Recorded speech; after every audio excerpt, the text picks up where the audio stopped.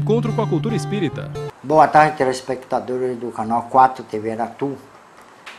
Nós estamos de volta com o programa Encontro com a Cultura Espírita. E sempre nós vamos agradecer a vocês a audiência. Olha, isso estimula, anima, incentiva a gente continuar nesse trabalho de divulgação do Espiritismo. É um trabalho árduo, não tem a menor dúvida. Porque, às vezes, pela minha natureza, e sobretudo pelo trabalho que a gente vem fazendo há muitos anos, no movimento espírita, na Bahia e no Brasil, gera controvérsias. Mas isso é natural. Eu sempre encarei isso com muita naturalidade. Sem me contrariar, nem me desequilibrar, nada disso. As pessoas têm o direito de falar o que pensam, quando o regime político permite. E por enquanto está permitindo, a não ser até quando. E há aquelas que também têm o mesmo direito em contrariar o que a gente diz. É muito normal. Agora, só que eu procuro fundamentar as minhas argumentações. Sempre procuro fundamentá-las.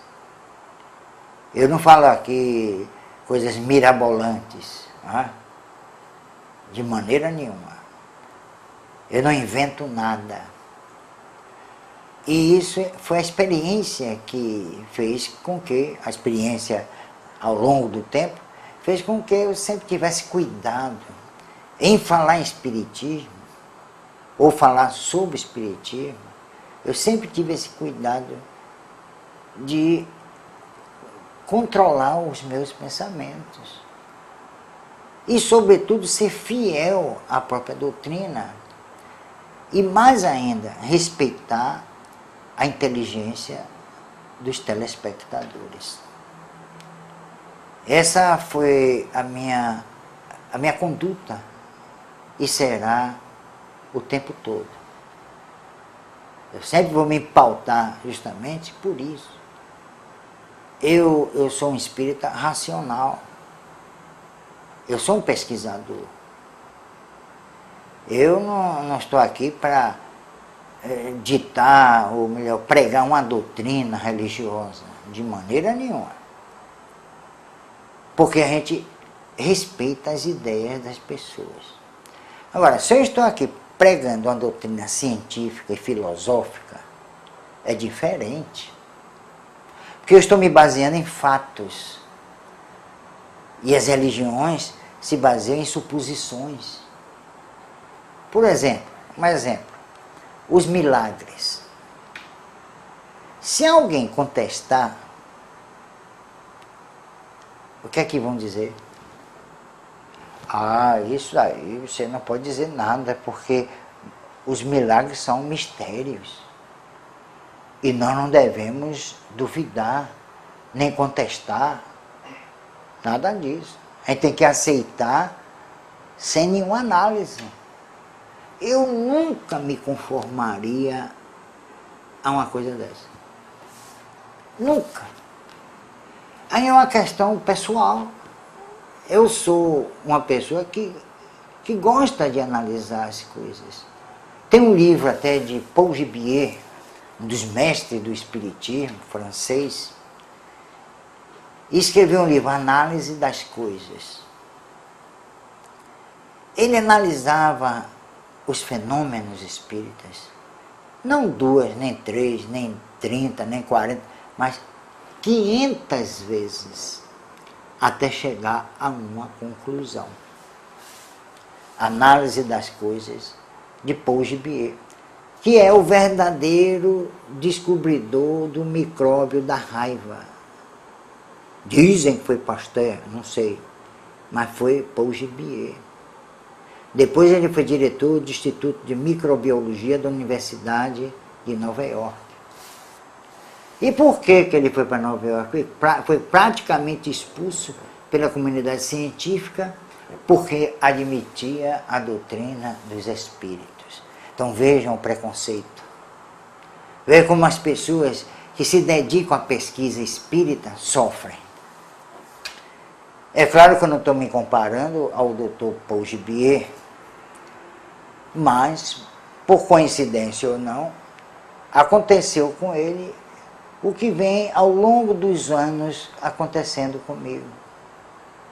De eu sempre ser contestado, sempre contrariado em minhas colocações, em minhas postulações, que tem como base a pesquisa. Então é preciso que se conheça a doutrina espírita. Mas do jeito que está sendo divulgada, aí fica difícil. Uns chegam na tribuna ou na própria televisão e falam assim, aquela linguagem arrevezada, né? Cheia de colocações pseudamente científicas, e as pessoas ficam impressionadas. Você entendeu, fulano? Eu não, mas que é inteligente, que é culto, que brasileiro falou difícil, pronto, é uma pessoa culta. É aquela síndrome de Astromar, uma novelinha que passou aqui no Brasil e que tinha uma personagem que fazia discursos que ninguém entendia, mas todo mundo elogiava. Mas que cultura, que inteligência, ninguém entendeu nada. Tem gente assim, no próprio movimento espírita. Ou há aqueles outros que debocham da doutrina, que tem um linguajar assim vulgar, e despropositado. Eu sempre procurei falar de uma forma coerente. Erudição não é falar difícil.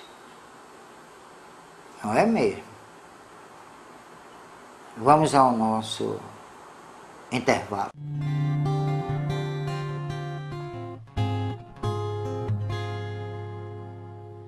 Nós queremos avisar que a nossa livraria não está mais lá na Avenida 7, mas sim na sede do Teatro Espírita Leopoldo Machado, na Rua da Boa Viagem, número 8. Então, apareçam lá. Mas vamos aqui às perguntas. Porque há muitas perguntas e elas vêm se acumulando. E a gente tem que pôr em dia.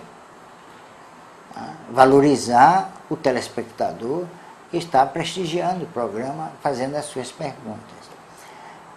Tem uma que vem de Roberto. E ele diz o seguinte, ou aliás, ele pergunta: o que é a mediunidade de ectoplasmia? Olha, Roberto, essa mediunidade é muito especial. Muito mesmo. Os médiuns de ectoplasmia despendem o que chamam de ectoplasma. É uma substância.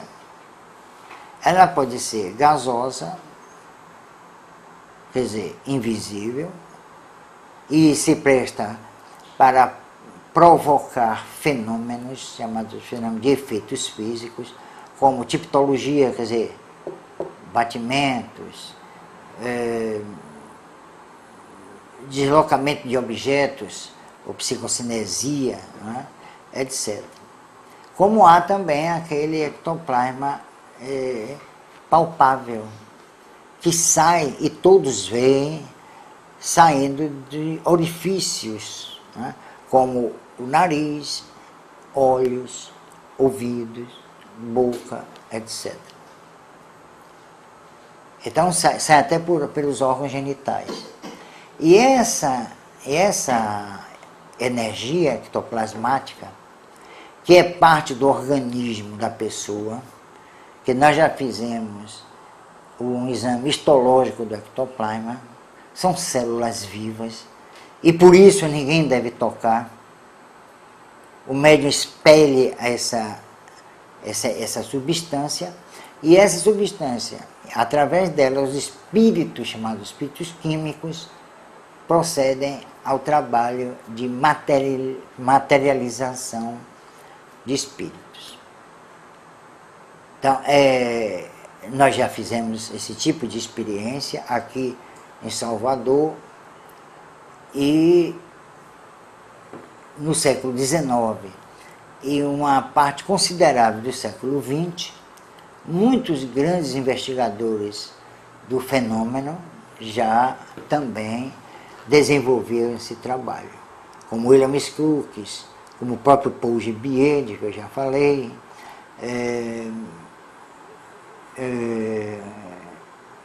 Oliver Lodge, na Inglaterra, e tantos outros. Aqui também no Brasil, com a grande médium Ana Prado, lá em Belém do Pará, que ela chegou a materializar 2 espíritos simultaneamente. Mas vamos à outra pergunta. É de Rosana. Ela diz o seguinte: ouço vozes e vejo vultos. O que é isso? Bom, se você for a um psiquiatra, é claro que eles têm lá a maneira de encarar esses problemas. Respeitemos. Mas se você começa a ver vultos e a ouvir vozes, você não é esquizofrênica, como vão tentar rotular. Isso tem uma certa sensibilidade que provoca justamente isso. Eu não vou dizer assim, você é uma médium, mas você é uma hipersensível, ou uma sensitiva, se você quiser. E muita gente vê vultos e ouve vozes. Isso não quer dizer que ela esteja louca, que ela tem que tomar medicamentos, tarja preta, não é isso. Que não resolve nada, e os efeitos colaterais são catastróficos. Como a maioria dos medicamentos, mas esses medicamentos são terríveis. Então, se você está passando por isso, vem ao Telma, procure-nos, aí nós vamos tentar resolver essa questão, ou pelo menos elucidar, e você passar por um tratamento, e a gente saber que tipo de espírito está assediando. Então, venha. Outra pergunta de Thelma. O espírito pode nos causar mal? Olha, pode nos causar bem ou mal. Vai depender do espírito e vai depender também da pessoa. Tem um ditado, né, que dizem atribuído a Cervantes: diz-me o que pensas e dir-te-ei com quem andas. Então, às vezes, até por pensamento, nós atraímos espíritos que se compatibilizam e se identificam com esse tipo de pensamento. Às vezes nossas posturas também, posturas morais, também determinam a aproximação de espíritos que vibram na mesma faixa, ou em faixas semelhantes. E há também um outro ditado que diz: os semelhantes atraem os semelhantes, os contrários se repelem.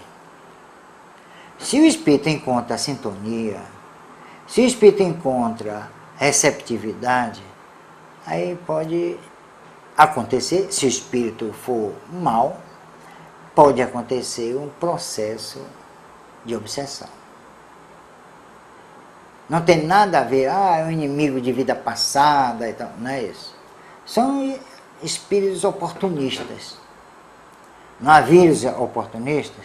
Pois há espíritos oportunistas que se aproximam das pessoas, ou são atraídas, muitas vezes, esses espíritos são atraídos por elas. Aí começa um problema sério. Como a maioria não conhece a doutrina espírita. A verdade é essa. É até duro dizer, mas a maioria esmagadora não conhece o espiritismo. Porque o que se vem pregando por aí, me permitam dizer, eu estou sendo até repetitivo nessa questão, deliberadamente repetitivo. O que se vem pregando por aí não é espiritismo.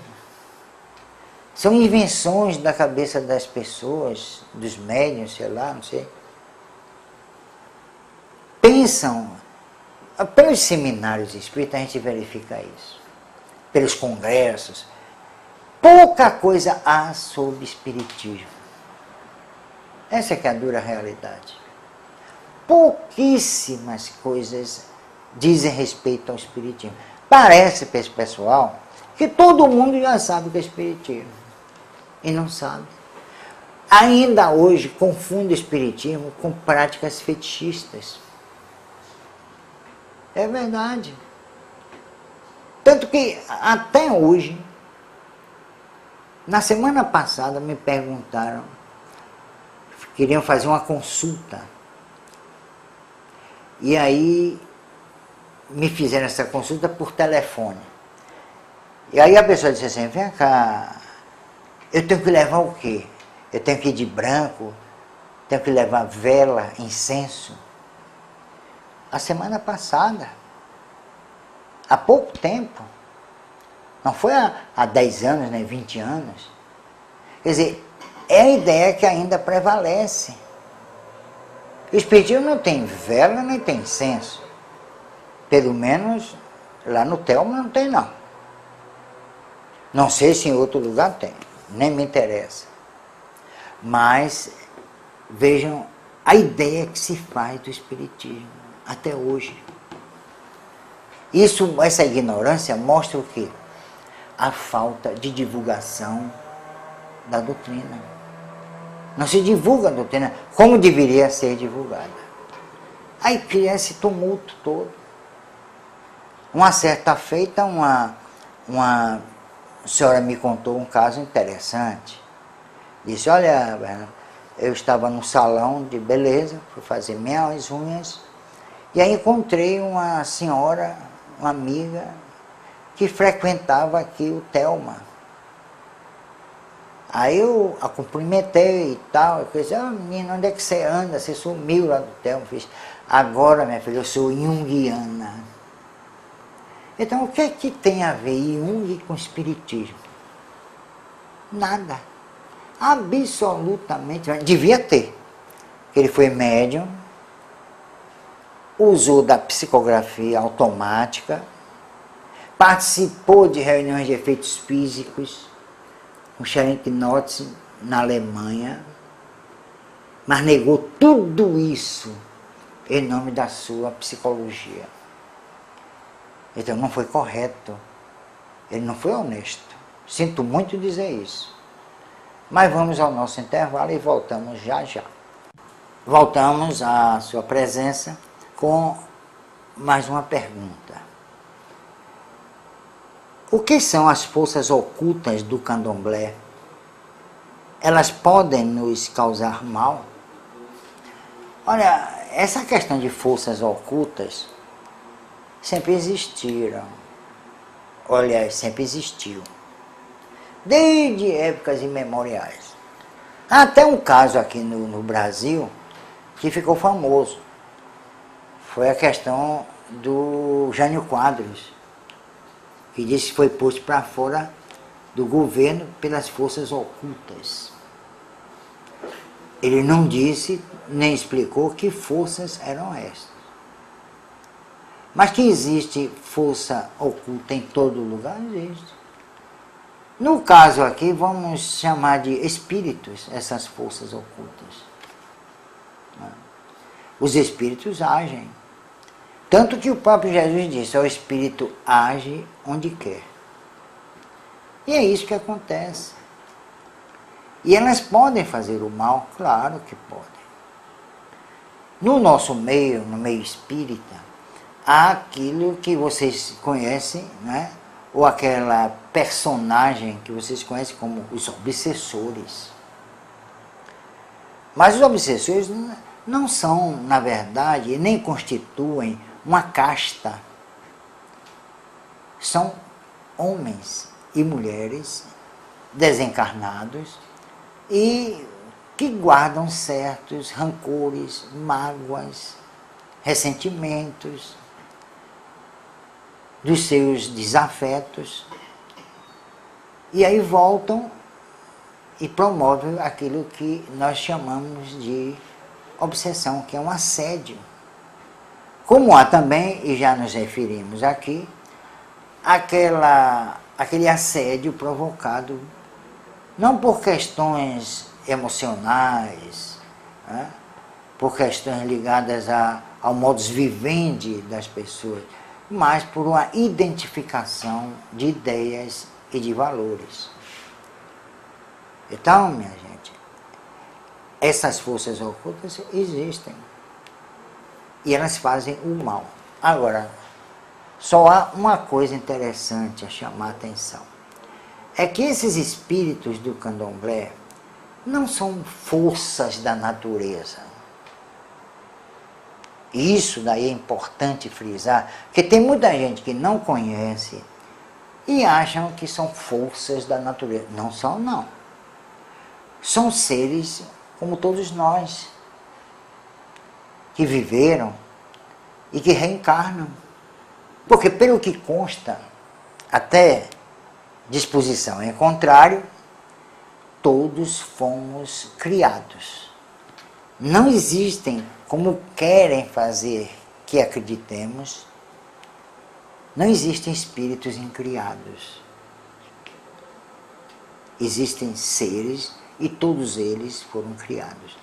É o que consta, até segunda ordem. Mas vamos aqui a uma outra pergunta. Vem de Raul Cordeiro. Os espíritos são citados, os espíritos são citados na Bíblia como demônios. Como explicar? Eu digo, nem todos os espíritos são citados na Bíblia como demônios. Jesus lida com espíritos trevosos, obsessores, como o espírito de Gádara, que até o próprio Jesus perguntou o nome. Qual é o seu nome, filho? Meu nome é Legião. Legião, quer dizer, são 300 homens, tomando por base a legião, as legiões romanas, e que obsidiavam um pobre homem que andava nu e comia detritos humanos no cemitério. E Jesus expulsou o espírito. Expulsou mesmo, literalmente. Expulsou o espírito. Não foi lá doutrinar o espírito, não, expulsou. Agora vamos à nossa mensagem. Os mentirosos precisam ter uma boa memória. Encontro com a cultura espírita.